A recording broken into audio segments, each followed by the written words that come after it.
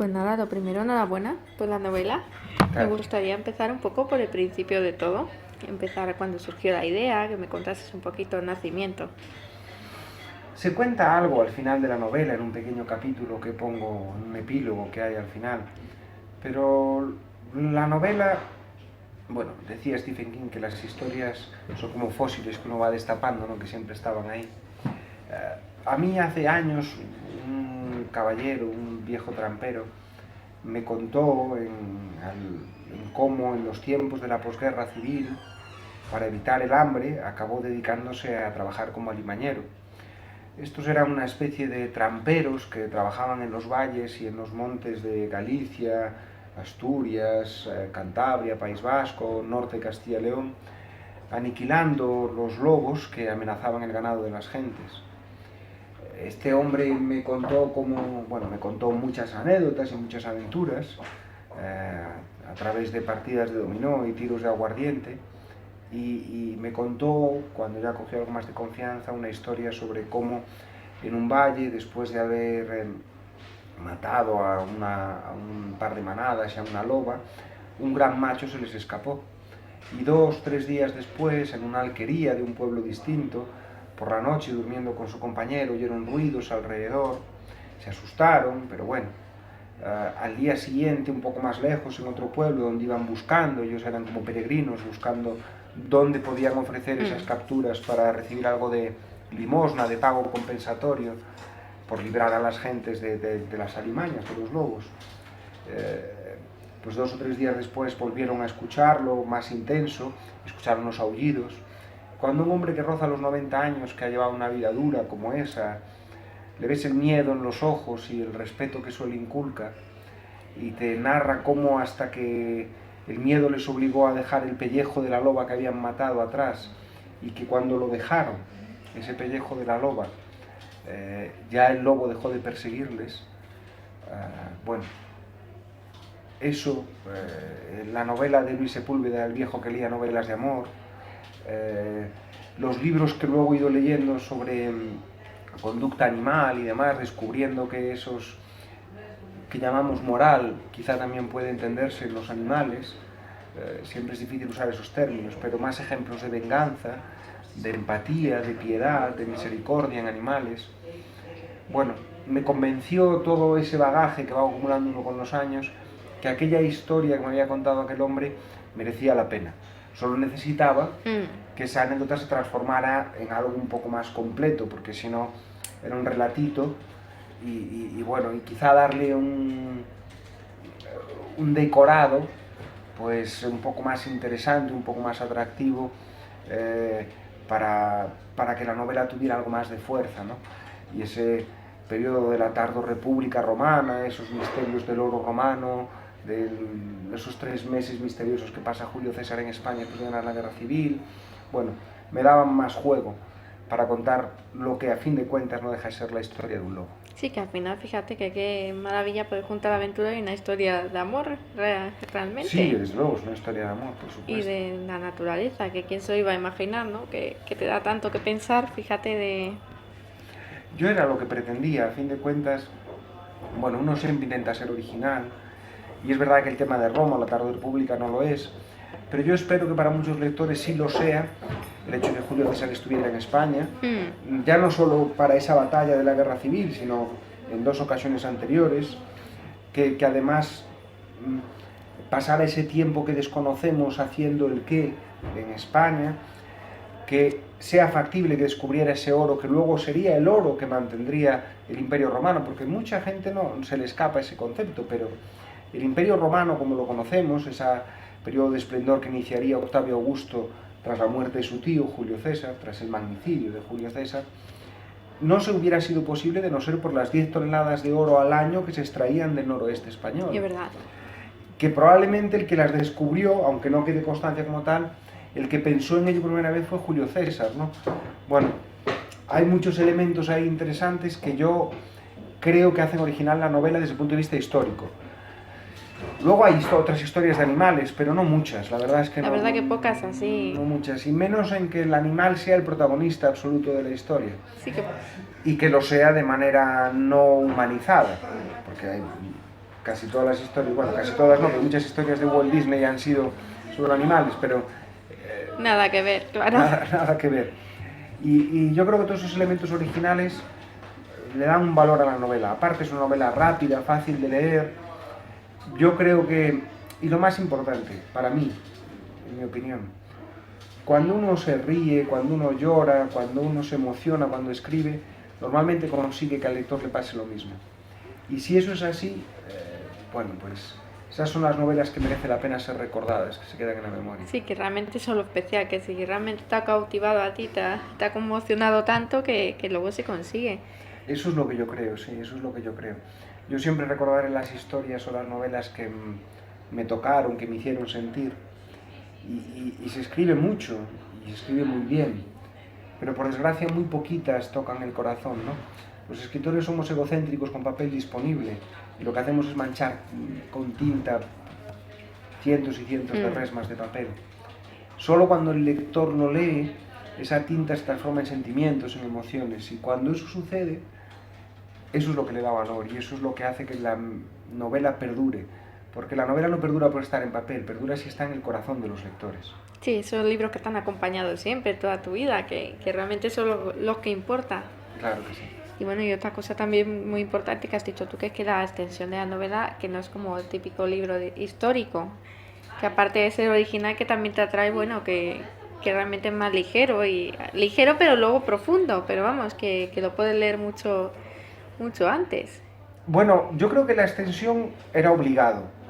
Cuando uno aprende con los años a escribir un poquito mejor de lo que lo hacía al principio, porque escribir se aprende escribiendo y leyendo mucho, se da cuenta que las historias te lo cuentan al principio. Usando otra vez el símil del fósil, tú no puedes ponerle huesos ni quitárselos. Ni se le pueden quitar páginas al Viejo y el Mar, ni se le pueden poner. Es una novelita muy cortita. Ni se le pueden poner ni quitar al Quijote. Y es una novela larguísima, sobre todo si juntamos las dos partes.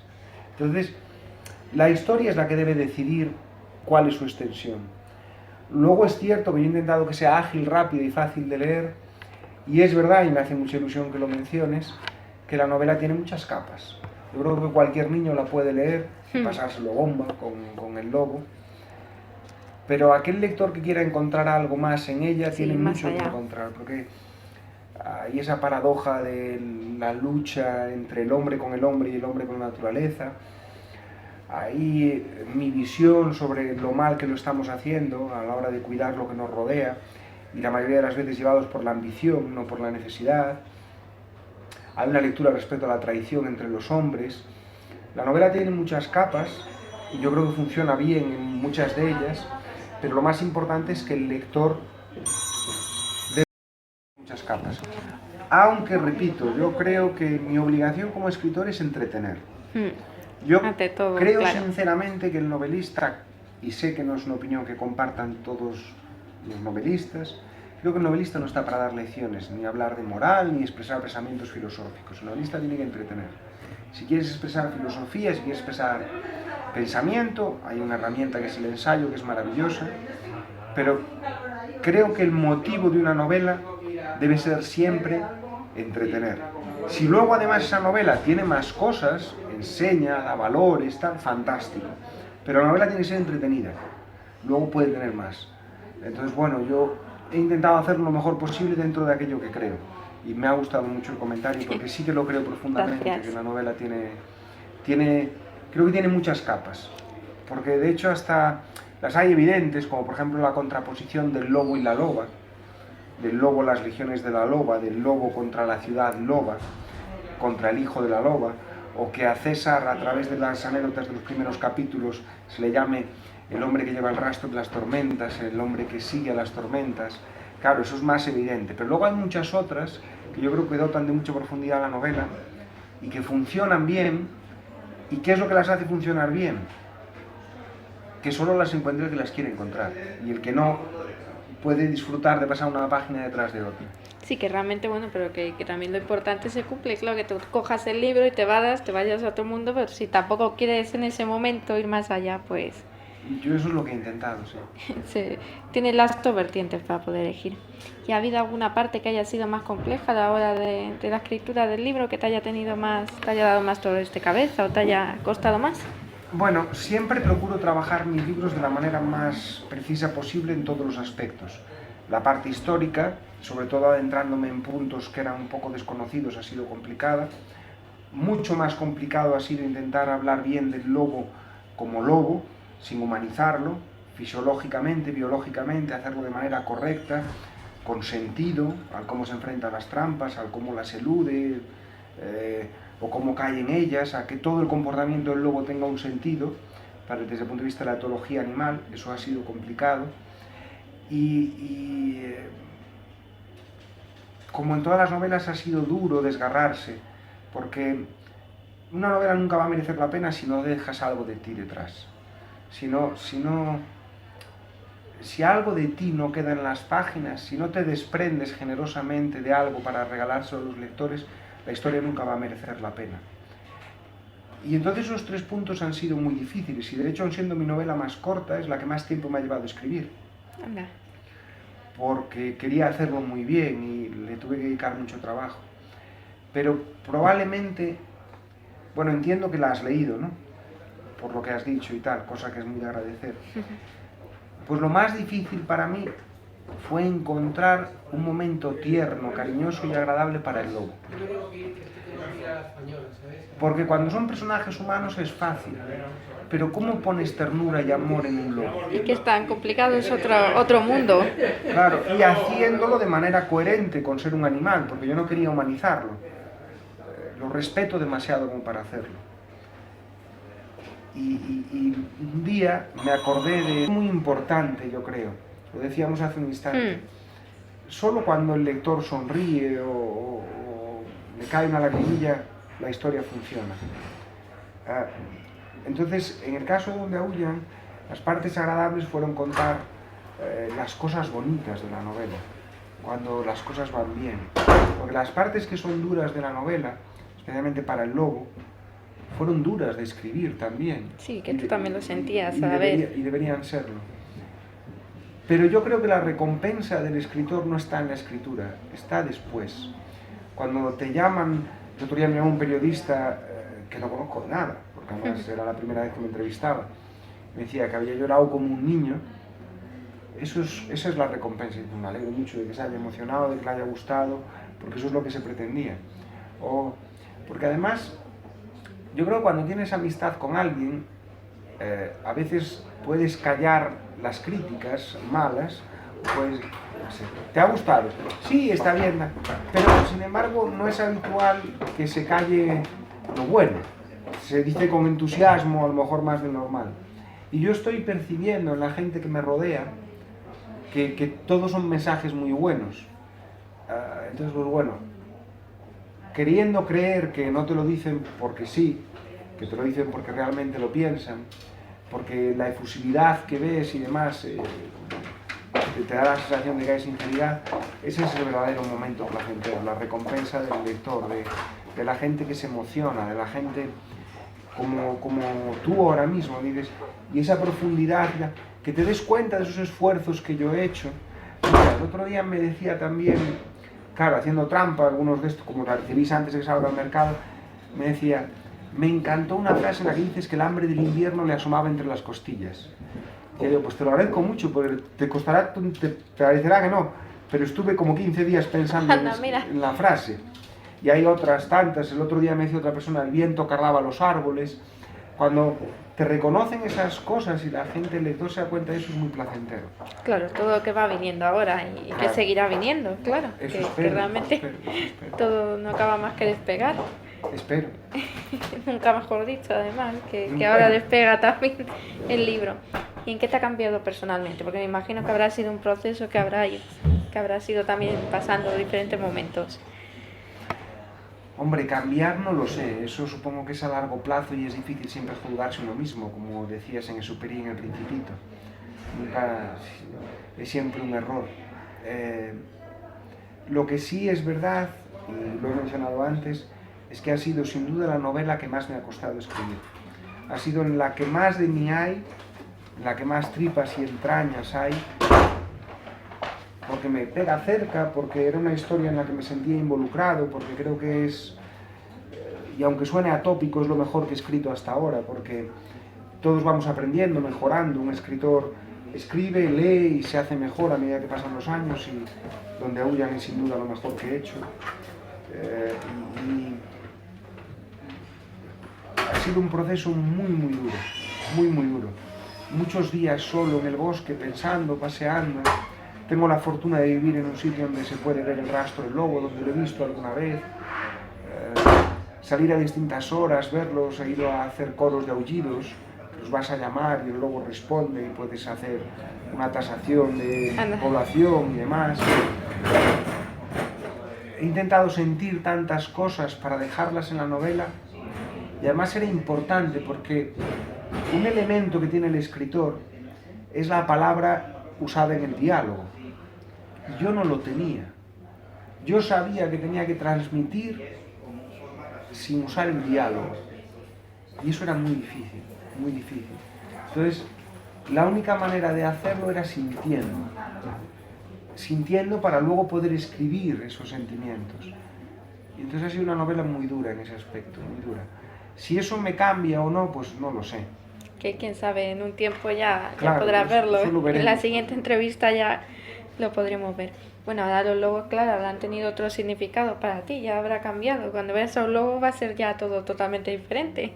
Sí, siempre han sido especiales. La naturaleza en general, en todas mis novelas la naturaleza es protagonista siempre. Y el lobo es inevitable. Cada cultura tiene sus animales totémicos, cada cultura tiene sus... Y en mi caso, naciendo en el noroeste español... Siendo de Galicia es algo ya... Claro, no iba a ser el león, o sea, no puede, ni el cocodrilo, tenía que ser el lobo. Y evidentemente ya tenía algo muy importante. Pero ahora, con todo lo que he aprendido, con todo lo que he visto, con todas las cosas que he escuchado, leído, con todos los paseos y las horas que le he dedicado al monte, bueno, pues es algo más, no un amigo, porque no lo puede ser, pero es algo más, es algo que uno lleva dentro. ¿Ya has trabajado con alguna banda sonora en especial o con música para esta novela? La verdad es que no soy maniático a la hora de escribir, no. Yo siempre digo que yo distingo entre escribir y mecanografiar. Escribir lo hago en cualquier sitio, hasta en un semáforo. Mecanografiar es algo que no hago hasta que tengo la novela escrita, completo en la cabeza. Era Matute la que decía que la novela es un árbol que crece en tu interior y hasta que las ramas te salen por las orejas no debes mecanografiar. Bueno, pues eso es lo que yo creo. Yo siempre pongo, a mí me gusta mucho jugar al ajedrez y yo siempre digo que uno cuando juega al ajedrez se acaba aprendiendo partidas de memoria. Y eso lo haces porque tiene sentido, lógico. Entonces cuando uno piensa, bueno, pues si Esther y yo estamos aquí sentados, pues puedo pedir una caña, pero no puedo pedir una bomba nuclear. O sea, las propias acciones que vas poniendo en la novela determinan sus siguientes acciones, como movimientos de piezas en una partida de ajedrez. Pues cuando la partida está completa, cuando tienes toda la historia en la cabeza, es cuando mecanografías. Porque así lo que mecanografías de manera eficiente y lo haces bien, porque ya has tomado todas esas decisiones con anterioridad. Aún así, en el caso de Donde aúllan, ese trabajo se complicó más de lo esperado, porque tenía tantas posibilidades que todas las decisiones fueron complicadas. Pero, bueno, que me enredo. Para escribir, escribo en cualquier sitio. Y para mecanografiar, no tengo absolutamente ninguna manía. Anda, mira. Me gusta tener algo de música de fondo, pero también puedo escribir con la tele de fondo. Sí, que Hombre, no no hay puedo mantener nada... una conversación. Pero no tengo manías. Pero si tuviéramos que ponerle música a Donde aúllan las colinas, yo qué sé.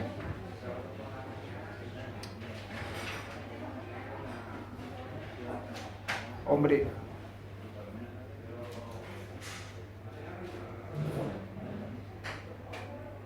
Fausto.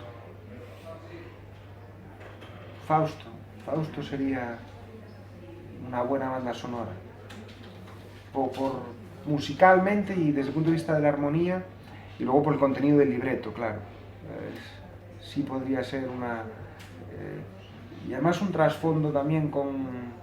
y tiene sus momentos muy épicos y tal, sí, podría ser una buena banda sonora. Sí. También sería interesante mirarlo pensando en el cine, llevarlo quizás a una película, la novela. Va a ser difícil, me encantaría.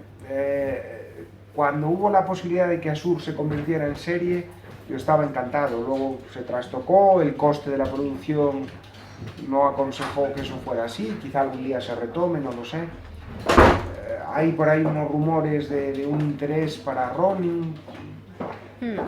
Yo soy consciente de que escribo cosas, entre comillas, cinematográficas por mi propia manera de escribir, porque es muy visual. Ojalá, la verdad es que siendo amante como soy del cine, me encantaría. Sería... sí, me encantaría. Bueno, pues ya para ir terminando y siendo amante del cine, si tu vida fuese una película, ¿cuál crees que habría sido ya hasta el día de hoy? Si fuese una película, ¿cuál habría sido? Qué complicado.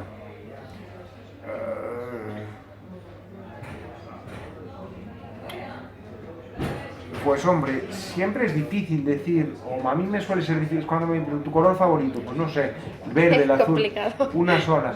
Pero supongo que en mi vida hay un poco del buscavidas, hay un poquito del río de la vida, o un cacho importante del río de la vida, algo de las aventuras de Jeremías Johnson.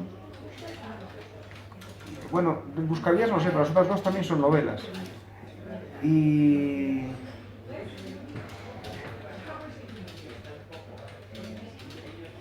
quizá un poco de Arsénico por compasión. Una buena combinación. Y bueno, ya para terminar, ¿qué deseos tienes para este año? ¿Cuáles son tus próximos retos?